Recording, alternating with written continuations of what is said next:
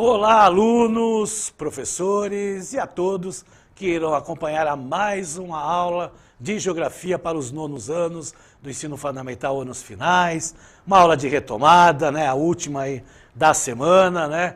Fechar aí com chave de ouro, tema interessantíssimo, tá certo? Que o nosso querido professor, mestre e capacitado em contas, professor Jonas. Olá, muito boa tarde, sejam todos bem-vindos aí para mais uma aula de Geografia. Hoje eu vou acompanhar o chat, acompanhar aqui, ó, já um boa tarde já tá mandando, professora Cláudia aqui, professor Atila, olha que legal, professor, acompanhando aqui, ó, um boa tarde, alunos da escola Professora Dinorá, lá de Cananéia aqui participando, aluno, ó, acredito que seja aluno, né? Marcos Paulo aqui já dando também um presente, então depois dessa chamada aqui, que eu já fiz com os professores e alunos, sejam bem-vindos para essa aula. É isso aí. E aí o tema que nós vamos ter aí, o professor Jonas vai falar, emendando com habilidade. Beleza, então se vocês observarem, hoje nós vamos comentar aí, né, é uma aula de retomada, falando sobre as minorias étnicas e a multiplicidade cultural. Até estava perguntando aqui, professor Antônio, essa ideia de multiplicidade aí, né, das muito culturas, né, múltiplo, né? A ideia de múltiplo, né? De vários. Aí, ó, matemática. Diversas culturas. Beleza, pode pôr na telinha a habilidade. A habilidade é do nono ano, é a habilidade 3 aí de geografia, que vem falando sobre identificar diferentes manifestações culturais de minorias étnicas como forma de compreender a multiplicidade cultural na escalada mundial, defendendo o princípio do respeito às diferenças, que é muito importante, né? Unidade temática, estamos falando sobre o sujeito e o seu lugar no mundo, o objeto de conhecimento, as manifestações culturais na formação populacional. Perfeitamente, Jonas. E, logicamente, né, nós vamos aí dar, né, uma continuidade aí com um vídeo, né? E quando a gente fala nesses princípios, né, de respeito, né, com as etnias diversificadas que nós temos no Brasil, nada mais do que falar da ODS 4, Educação de Qualidade. Daqui a pouco a gente volta.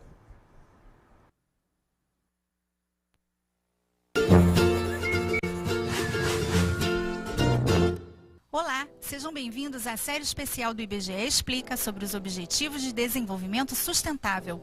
Chegou a vez de falarmos do quarto objetivo. Ele diz respeito a um bem imaterial da maior importância, que uma vez concedido jamais pode ser tirado ou usurpado: educação de qualidade. O quarto objetivo visa assegurar uma educação inclusiva, equitativa e de qualidade que promova oportunidades de aprendizagem para todos ao longo de suas vidas. Educação de qualidade é aquela que desperta e potencializa as habilidades do ser humano como um todo. Ela descortina um mundo de possibilidades. O ideal de liberdade e o pleno exercício da cidadania passam obrigatoriamente por ela. Sem ela, o ser humano encontra-se restrito, incompleto. Saciadas as necessidades básicas de sobrevivência, ter o que comer, dinheiro para se sustentar e saúde para trabalhar, um desafio maior se impõe: estimular a aprendizagem, o conhecimento, a criatividade do ser humano e aliar a tudo isso valores de respeito mútuo e cidadania. Quando a educação é eficaz, outras melhorias são alcançadas paralelamente.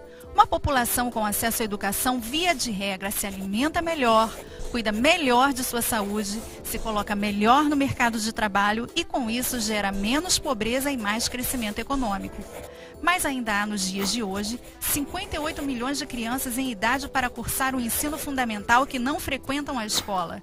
E entre as que frequentam, muitas não conseguem aprender os conteúdos mais básicos. Estima-se que no mundo, pelo menos 250 milhões de crianças em idade escolar não sejam capazes de ler, escrever ou contar bem o suficiente para atender aos padrões mínimos de aprendizagem. Esses dados incluem meninos e meninas que passaram pelo menos 4 anos na escola. Segundo a Unesco, serão necessários 8,4 milhões de professores até 2030 para garantir as necessidades educacionais das crianças do ensino primário e secundário. Os dados mostram que a África subsaariana é a região do mundo que terá a maior carência de professores, aproximadamente 4,6 milhões. Mas com salários e condições de trabalho precárias, especialmente nos países em desenvolvimento, quem irá se aventurar? Veja a situação do Brasil. Segundo o relatório produzido por um comitê técnico do Conselho de Desenvolvimento Econômico e Social da Presidência da República, a remuneração média dos professores brasileiros em 2012 era equivalente a 51% do valor médio obtido pelos demais profissionais com nível superior completo. Além disso, professores e alunos precisam de condições favoráveis ao processo de ensino-aprendizagem, menor número de alunos por classe, escolas seguras com água e saneamento, material didático, equipamentos, eletricidade, acessibilidade, entre outros. Isso pode parecer óbvio, só que não. Por falta de banheiros, por exemplo, muitas meninas na África subsaariana abandonam a escola na puberdade quando começam a menstruar. E não precisa ir muito longe. Dados do Censo Escolar de 2014 revelam, por exemplo, que apenas 5% das escolas da área rural contam com esgoto encanado, 15% não tem nenhum tipo de estrutura para lidar com os resíduos e 14% tem serviço de água inexistente. Situações como essas não podem persistir mais. Acreditamos no poder transformador da educação. Se a educação sozinha não transforma a sociedade, sem ela tampouco a sociedade muda. Faça você também parte dessa mudança. Saber e conhecimento são libertadores, ajudam a ver além, a sonhar mais alto. Venha sonhar mais alto você também. E não deixe de conferir os outros 16 objetivos aqui em nosso canal. Até a próxima! Bom, é isso aí, né? Depois da última frase aí que foi dita, né? Sobre a questão da educação. A educação é pilar para qualquer país do mundo se transformar num país não somente desenvolvido no aspecto econômico, mas também no aspecto social e principalmente, né, no processo intelectual. Então, quanto melhor a educação, com mais qualificação, com mais condições, né, melhor, né, o desenvolvimento dessa sociedade, tá certo? E é importante, agora vamos aí ressaltar algumas coisas que eu gostaria até de comentar, que é principalmente nessa atual geração que nós estamos, que a informação é difundida, digamos, à torta e à direita, né, como dizia meu avô. Então, sempre, a informação hoje você consegue basicamente em tudo quanto é canto. Aí tem que começar, que eu acho que a educação passa por isso, saber filtrar, saber identificar, né, Antônio? Exatamente. É isso aí que você falou, Jonas. A informação você tem, e muito mais fácil do que na minha época. Você que é mais novo. Na minha também. Né? Mas, né, nesses últimos 10 anos, principalmente, né, essas notícias elas acabam entrando na cabeça do aluno, e o aluno ele tem que ter, né, uma identificação e saber filtrar, né, do que é certo e do que é errado. Né, a gente fala muito assim, faça uma análise da nossa aula, né, crítica, fazendo uma crítica, mas quando fala crítica não é ofender, né, não é falar mal, né, é falar dos pontos positivos e aqueles pontos que podem melhorar. Eu nunca falo em pontos negativos, mas sim no que se pode sempre melhorar. E é assim que a pessoa evolui. Né, a pessoa vai evoluir intelectualmente, socialmente, né, convivendo com as pessoas, desde que seja, né, puxada para cima, nunca puxada para baixo. Vamos lá para a próxima tela, que é interessante, né, tá lá, né, o que são minorias étnicas. O que são minorias étnicas, Jonas? Faz aí né? Filósofo Jonas, o que poderíamos falar sobre as minorias étnicas? Quem seriam, né? E é um tema muito importante, né? Que às vezes você se encaixar dentro dessas minorias, né? A gente brinca em algumas situações, mas é muito importante falar sobre isso, né? É porque, na realidade, quando a gente fala em minoria étnica, se pensa na quantidade. Isso mesmo. Então, mas aqui no Brasil, né, entre negros, né, e miscigenados, são 75% da população. A maioria. Mas não é nesse sentido. Né, no sentido dos direitos, né, daquela questão do respeito, até na questão cultural, né, que aí acaba se transformando numa minoria étnica.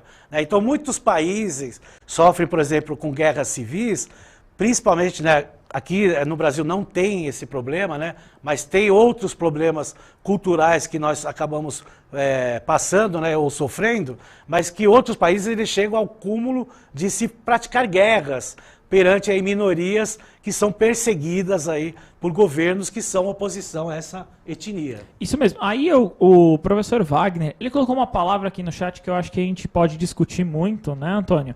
Que ele colocou a palavra igualdade. Eu acho que só existem essas minorias porque não existe a igualdade, né? Você não tem uma relação aí, não sei se o termo eu posso usar, mas uma questão de cumplicidade, uma questão de relação com outro ser humano, né? E o respeito, né? Acho que o respeito faz parte aí do nosso cotidiano. Tem que ser respeitado. Eu posso não gostar do Jonas, mas eu vou respeitar ele. Não, Caraca, acontece, que mancada. Só dei um exemplo só. Pelo contrário, né? Mas é isso que acontece, é o respeito. A gente tem que respeitar, né, as diferenças que acontecem na nossa sociedade, porque o indivíduo pensa por si só dentro do coletivo. Então tem essa relação, né, do nosso cotidiano. Né? E o professor Wagner, um abraço para ele, que está sempre participando aí das aulas de geografia, né? A questão, né, da igualdade e da liberdade, né, fazem parte aí da Declaração Universal aí dos Direitos Humanos. Tem que lembrar sempre disso. Vamos lá para a próxima tela, que nós vamos ver a distribuição dos grupos indígenas. Né? Isso é uma distribuição, né? Esse mapa aí é um mapa que refaz, né, a distribuição dos grupos indígenas antes da colonização, né, aqui dos europeus aqui no Brasil, especificamente aí dos portugueses. Então nós temos aí os grupos, né, Tupi-Guarani, o G, o Aruac, né, e outros aí distribuídos aí pelo Brasil, né? Logicamente hoje, né, não tem essa característica aí dessa distribuição dos grupos indígenas, né, mas nós temos aí reservas indígenas, formações indígenas aí que, né, com o passar do tempo, né, vão aí aumentando a sua quantidade populacional, né, mas que sofreram aí, né, por vários anos, várias décadas e séculos, né, esse problema aí de perseguição, né, que é a questão da minoria étnica, tá certo? Vamos lá para a próxima, aí nós vamos ver a população indígena por estado. Né? Esse aí são dados aí do último censo que aconteceu em 2010, né? 896.917 indígenas do Brasil, porque eles se autodeclararam indígenas, tá certo? Então, através do censo demográfico, essas pessoas se autodeclararam indígenas, então temos lá quase, né, 900 mil, né, já deve ter ultrapassado, que é 2010, e a gente vê lá no mapa, né, pode colocar lá de novo, obrigado, né, a região norte, especificamente aí o Amazonas, né, tendo lá mais escuro, ou seja, uma maior quantidade, né, de população indígena do nosso país, tá certo, pessoal? Então, né, também faz parte aí da minoria étnica, os indígenas, né, pela perseguição que sofreram. Também temos as comunidades quilombolas, tá? Então nós temos aí no mapa aí as comunidades quilombolas distribuídas aí pelo Brasil, né? Com destaque aí para Bahia e Maranhão, né? Que aí na legenda a gente observa 500, né? Mais de 500 ou mais, né, comunidades certificadas aí, né? Com as suas terras e os seus direitos. E aí tem Minas Gerais, Pará, né? Boa parte do Brasil aí com as suas comunidades quilombolas, né? Logicamente pela questão, né, da escravidão que aconteceu no Brasil, né? Veio a mão de obra escravizada do continente africano, veio trabalhar aí na cana-de-açúcar, região litorânea, por isso, né, também tem essa caracterização, né, da população se certificar lá. Né? E eu gostei muito, aqui os comentários, os professores estão comentando aqui no chat, então comente, mande aí a cidade que você está falando, comentando. O professor Walter colocou o seguinte, os índios, né, ele colocou dessa forma, os índios hoje, mais do que nunca, se encontram na minoria étnica, né, então se encontram nessa relação. O professor Wagner aí contribuindo também, que a nossa região, ele é lá do Vale do Ribeira, há muitas comunidades quilombolas, então aqui no estado de São Paulo existe, né? Tem gente que acha que não, mas existe, e aí ele deu um exemplo de que tem, né? Exato, como a gente viu no mapa, né? São Paulo aí está com uma coloração logicamente mais fraca, mas tem sim comunidades quilombolas. Mas no norte, que tem, né, menos, que pode ter 1, 2, né, até 8 comunidades, até porque, né, não faz parte daquela região, né, da escravidão, da economia, né, colonizadora que nós tivemos aqui no Brasil. Né? E aí até trouxe aí uma imagem, né, de uma comunidade quilombola, né, legal, né, que é o formato das casas, né, dos quilombolas, casas de taipa, que fica lá no Maranhão. E aí está dizendo aí, no Brasil aproximadamente 3.000 comunidades quilombolas. Tem que lembrar que são aproximadamente 3 mil comunidades quilombolas, né, que vão ter certificação, nem todas aí têm certificação. Então, quando a gente vê aquele modo de casa, né, uma vilinha aí de taipas, é a característica da sua comunidade, da sua cultura. Então, isso tem que ser preservado, faz parte aí da nossa cultura, tá? Vamos lá para uma atividade, professor Jonas? Bora lá. Na telinha para eles vai aparecer aí uma pergunta que é o seguinte, né? Pensando nesse gráfico, né, que representa ali. Qual estado brasileiro, né, se observando o gráfico, tem atualmente a maior população indígenas, né, de indígenas? Então, olhando o mapa aí, né, se eu observar a coloração, né, qual que será que eu tenho, né? Isso. Quanto tempo? Um minutinho, né? Dá para observar bem. Beleza, então 1 minuto a gente já retorna. Bom trabalho.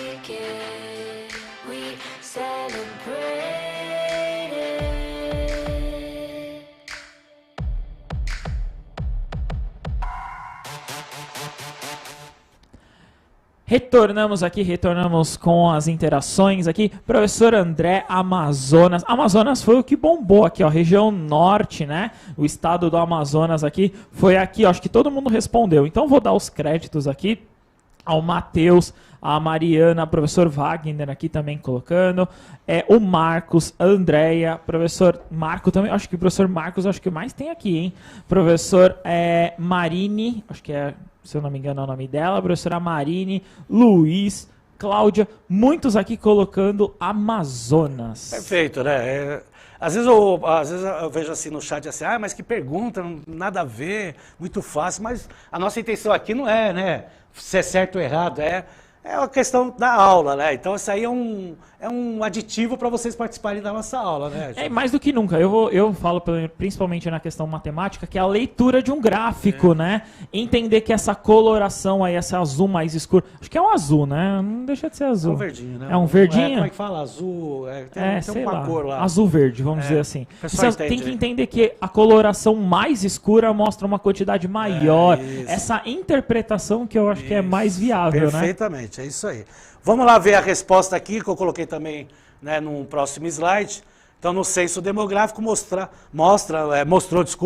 o estado do Amazonas com, né, autodeclaração de mais de 168 mil pessoas, né? O Rio Grande do Norte, na região Nordeste, é o que tem menos autodeclarados indígenas, 2.500. E aí até coloquei aqui, né, para que muita gente aí falou, né, principalmente aí, né, o professor que falou do Vale do Ribeira. Estado de São Paulo, né, foram autodeclarados quase 41.800 pessoas aí, autodeclarando indígenas, tá certo, pessoal? Então aí tá certa a resposta. Agora nós vamos ver um vídeo, tá, que é muito legal, que fala sobre diversidades étnico-racial. Daqui a pouco a gente volta.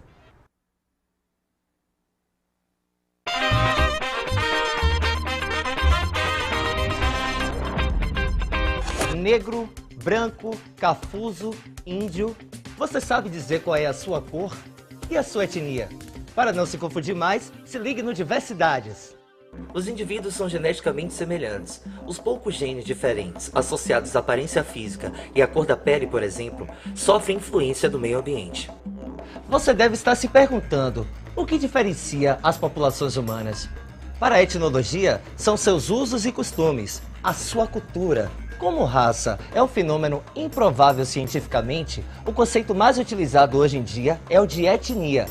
É a nossa herança cultural e não a nossa raça ou a nossa cor que define a nossa identidade. O conceito de raça foi criado pelos brancos colonizadores para hierarquizar raças superiores e inferiores e subordinar.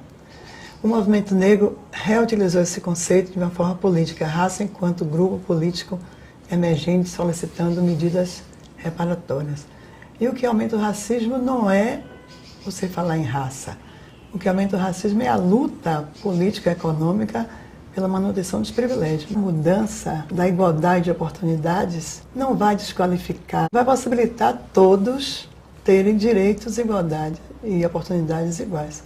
Mas na medida que você consegue igualdade de oportunidades, esse sistema desmonta. E nós precisamos hoje de humanização das diferenças. Os diferentes têm que voltar a ser considerados humanos para poder terem direito a tudo isso que a gente está pedindo, exigindo, nem solicitando mais, exigindo mesmo. Quem aí já sofreu algum tipo de discriminação étnico-racial? Ainda há um racismo muito grande com essa coisa de diversidade étnica no Brasil. Mas eu acho que as pessoas estão querendo aprender mais, estão querendo se estudar mais sobre o assunto para saber lidar com as diferentes culturas que tem no Brasil. Subir em ônibus, as pessoas acharem estranho, até mesmo em ruas, de que quando vê um negro se afasta, com medo. Receber diversos apelidos como petróleo, carvão, por conta da cor da pele. O fato do brasileiro ser um pouco branco, um pouco índio, um pouco negro, faz com que ele busque uma identidade étnica própria? De acordo com o censo do IBGE, a população brasileira já se declara em maioria negra ou parda, mas ainda é grande a desigualdade social e econômica entre etnias no Brasil. Salvador é a capital que mais se destaca na diferença de rendas entre brancos e negros. De que forma a escola pode ajudar a refletir sobre a diversidade étnico-racial no Brasil? A escola pode contribuir para despertar mais essa consciência se houver um debate mais incisivo sobre essas questões e no cotidiano. Porque abordar numa unidade, ou num determinado seminário, ou numa determinada atividade, não vai contribuir. Tem que ser construído no dia a dia. Por que os povos indígenas têm pouca representatividade no espaço social brasileiro? E quando você chama atenção para o fato de que os índios estão presentes hoje, aí a resposta é, mas tem índio lá longe, né? Tem índio no Amazonas, ou seja, né? O índio é sempre uma figura distante no tempo, distante no espaço, e percebida como algo que não tem lugar, que está em vias de desaparecimento, que é um resquício do passado, que é um resto, né, exótico, né, de outros tempos, né? E isso não é gratuito, né? Isso tem um sentido realmente de promover uma invisibilidade, um apagamento. Eita, papo interessante, hein? Eu espero que ajude muita gente a refletir sobre o assunto. Veja as entrevistas completas no nosso portal. Converse com seus pais, professores, amigos e mande também a sua opinião. A Diversidades é um canal aberto para a cidadania. Fique ligado. É isso aí. Eita, papo interessante mesmo, né, Jorge? O aluno Cauã colocou assim, totalmente interessante esse vídeo. Esse é muito bom. E tem que ser discutido, né? Tem que ser falado, né? Porque foi o que os professores lá comentaram, né? A questão aí tem que ser conversado na educação, na escola, né? Com a participação de todos, né? Porque é um problema que a gente vem aí levando aí há mais de 5 séculos. Então, não tem o que discutir quanto a essa questão aí. Vamos lá para a próxima tela, que a gente vai ver a Lei 7.716, de 5 de janeiro de 1989, define os crimes resultantes de preconceito de raça ou de cor. Artigo 1º, serão punidos na forma desta lei os crimes resultantes de discriminação ou preconceito de raça, cor, etnia, religião ou procedência nacional. Pena, reclusão de 1 a 5 anos, tá certo? Essa palavra raça eu não gosto muito de colocar, né, porque né, nós somos todos aí da raça humana, né, mas está na legislação ainda, alguns colocam, mas já está tirando aí né, essa palavra porque né, não é a questão da raça, e sim a questão da cor, a questão da etnia, né, então tem que ser bem colocado aí isso para os alunos, né, porque raça fica uma coisa meio né, estranha, né, porque raça dá a impressão do cachorro, isso, do gato, falar que tem isso aquela mesmo. raça, o pedigree, né, não é bem legal colocar, mas está na lei, mas todo mundo entende, né, que é de uma forma né, para se mostrar a questão aí da discriminação. Tá? E é importante, né? Ó, de 89 é o ano que eu nasci, 32 anos que tem essa legislação, e aí às vezes você vê que não se cumpre em alguns casos, né? Fora que se você falar 30 anos atrás, 25 anos atrás, não tinha se falava tanto como se fala hoje, até pelos meios de comunicação né, mais abertos aí, principalmente a internet, né, de se pegar mesmo, né, de se pressionar essa questão aí, né, do preconceito. Na próxima tela nós temos aí um mapa da composição étnica das Américas, tá? Então a gente vê que é uma miscigenação muito forte, não só no Brasil, como boa parte do continente americano, tá certo? Na próxima aí a distribuição dos povos indígenas nas Américas, né, tendo regiões aí, né, com acima de 90% aí da questão aí de miscigenação, né? Isso é importante retratar principalmente, né, na América Latina, né, onde foi, né, países, né, como a questão aí da Bolívia, do Peru, tem uma miscigenação mais forte introduzida aí para os indígenas, tá certo? E outros países também, tá? Eu só citei esses dois aí, mas tem mais aí, tá? É que o tempo está acabando, né? O relógio vai correndo, quando tá, né? Depois de 1 minuto ele corre, que é uma beleza, né? Queria agradecer aí a todos, né? Entra aí no Saiba Mais para fazer essa pesquisa. É um texto aí da questão nacional na América Latina, de Otávio Ianni. É muito interessante esse texto. Obrigado a todos pela participação no chat. Obrigado aí por contribuir, né, e fazer parte da nossa aula. Jonas, valeu aí pela parceria. Obrigado. Vou ver se eu apareço aqui mais vezes, te enchendo o saco aqui, aparecendo na aula, beleza? Muito obrigado, Nonono. Até a próxima, né? Isso, e não esqueçam de avaliar essa aula. Um abraço a todos.